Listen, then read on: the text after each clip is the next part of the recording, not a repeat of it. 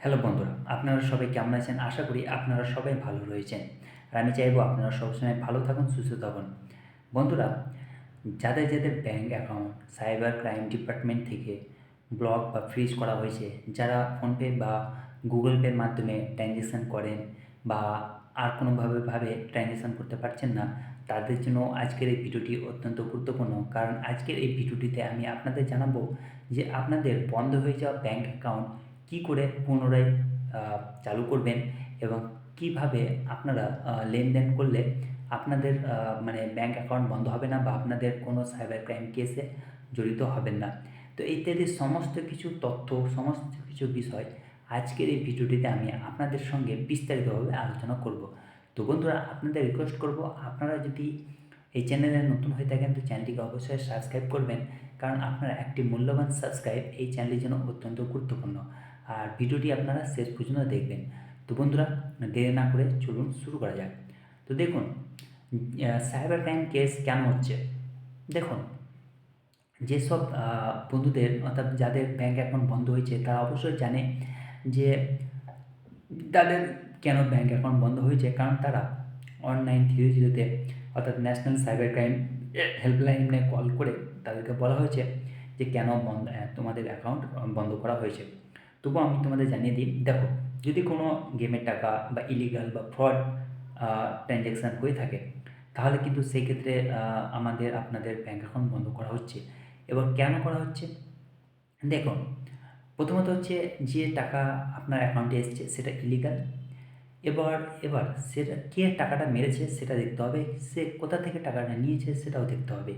কিন্তু এখানে যদি আপনি নির্দোষ থাকেন, যে আপনি জানেন না, আপনি কোনো দিন আদৌ গেম খেলেননি বা কোনো ফ্রডের টাকা বা গেমের টাকা কী করে এসছে আপনি জানেননি, এবং আপনার হঠাৎ ব্যাঙ্ক অ্যাকাউন্ট বন্ধ হয়ে গিয়েছে। তো দেখুন, এক্ষেত্রে আপনি কী করবেন? এক্ষেত্রে আপনি অনলাইন 303-তে কল করবেন, সেখানে আপনি কমপ্লেন করবেন, তারা আপনার কমপ্লেনটি নিয়ে নেবে। আপনার কমপ্লেন রেজ করার পর তারা আপনাকে বলে দেবে যে কোন সাইবার সেল থেকে আপনার অ্যাকাউন্টটি বন্ধ করা হয়েছে আর কেন করা হয়েছে। আর তারপর আপনাকে সাইবার সেলের number plus details each and everything আপনাকে প্রোভাইড করা হবে। আপনি সেই সাইবার সেলে কন্ট্যাক্ট করবেন, আপনি আপনার ব্যাপারটি বলবেন পুরোপুরিভাবে।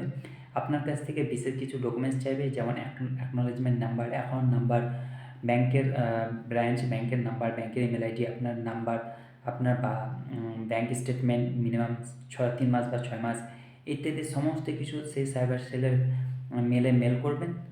মেল করার পর আপনার কাছ থেকে কিছুদিন টাইম নেবে, তারপর কিন্তু আপনার ব্যাঙ্ক অ্যাকাউন্টটি আবার পুনরায় চালু করা হবে। অথবা আপনি যদি সরাসরি ডকুমেন্টসের সঙ্গে সেই সাইবার সেলে অফিসে গিয়ে দেখা করতে পারেন, সেক্ষেত্রেও কিন্তু আপনার অ্যাকাউন্টটি ক্লোজ করা থেকে বন্ধ করে দেবে। তো এটা হচ্ছে যাদের সাইবার ক্রাইম কেস হয়েছে, এটা হচ্ছে প্রসেস। এই প্রসেস ছাড়া কিন্তু আপনাদের সাইবার ক্রাইম কেসগুলির সলভ হবে না। আর এটা কেন হচ্ছে? দেখুন, এটা হচ্ছে cyber crime department, police department, bank department, আর হচ্ছে ইনকাম ট্যাক্স ডিপার্টমেন্ট, আর হচ্ছে গভর্নমেন্ট এর সঙ্গে জড়িত রয়েছে। কারণ আপনি একজন নির্দোষ, আপনি জানেন না ফ্রডের টাকা কী হয়, গেমের টাকা কী হয়। আদৌ আপনি কোনো দিন গেম খেলেননি, অথচ আপনার ব্যাঙ্ক অ্যাকাউন্ট বন্ধ করে দেওয়া হয়েছে। আপনি সেই ব্যাঙ্ক থেকে কোনোরকমভাবে ট্রানজ্যাকশান অর্থাৎ লেনদেন করতে পারছেন না। আপনার ব্যাঙ্কে কোটি কোটি টাকা থাক, লক্ষ লক্ষ টাকা থাক, আপনি সেই টাকা আর কোনোরকমভাবে ব্যবহার করতে পারছেন না। তো এখানে সাইবার ক্রাইম ডিপার্টমেন্টের কাজ কী, ডিউটি কী? তারা যে আসল আসামি, যে আসল ক্রিমিনাল, তার ব্যাঙ্ক অ্যাকাউন্ট বন্ধ করা উচিত। কিন্তু সাইবার ক্রাইম ডিপার্টমেন্ট তার ব্যাঙ্ক অ্যাকাউন্ট বন্ধ না করে যারা নির্দোষ, যারা ভিকটিম নয়, যারা ক্রিমিনাল নয়, তাদের ব্যাঙ্ক অ্যাকাউন্ট বন্ধ করছে। তো এটা একটা বিরাট বড় কনস্পিরেশন, বিরাট বড় ষড়যন্ত্র, যেটা আপনাদের সাধারণ মানুষের সঙ্গে খেলা হচ্ছে। তো বন্ধুরা, এটা নিয়ে আপনাদেরকে সজাগ হতে হবে, এটা নিয়ে আমাদেরকে আন্দোলন করতে হবে, আমাদের আওয়াজ তুলতে হবে। আর এরকম রিলেটেড যেখানে ভিডিও বা পোস্ট দেখবেন সোশ্যাল মিডিয়াতে, সেগুলোতে বেশি করে লাইক করবেন, শেয়ার করবেন, যাতে করে এইরকম পোস্ট বেশি রিচ পায় এবং প্রত্যেকের নজরে যায়। আর আপনাদেরকে এটাও জানিয়ে রাখি যে আপনারা যখন ট্রানজ্যাকশান করবেন, ঠিক আছে, তো অবশ্যই আপনি জিজ্ঞেস করে নেবেন যে কে টাকাটা মারছে, কোথা থেকে টাকা মারছে, আর কত টাকা মারছে। আর টাকাটা আগে জিজ্ঞেস করে নেবেন টাকাটা কি ইলিগাল না ফ্রডের। নচেত কিন্তু আপনাদের অ্যাকাউন্ট যে কোনো সময় যে কোনো মুহূর্তে ফ্রিজ করা হতে পারে। তো বন্ধুরা, এই ছিল সাইবার ক্রাইম নিয়ে একটি ছোট ভিডিও। আশা করি ভিডিওটি আপনাদের ভালো লেগেছে। ভিডিওটি ভালো লাগলে ভিডিওটিকে লাইক করবেন, বন্ধুদের মাঝে শেয়ার করবেন আর চ্যানেলটিকে অবশ্যই সাবস্ক্রাইব করবেন। ভালো থাকুন, সুস্থ থাকুন, গুড নাইট।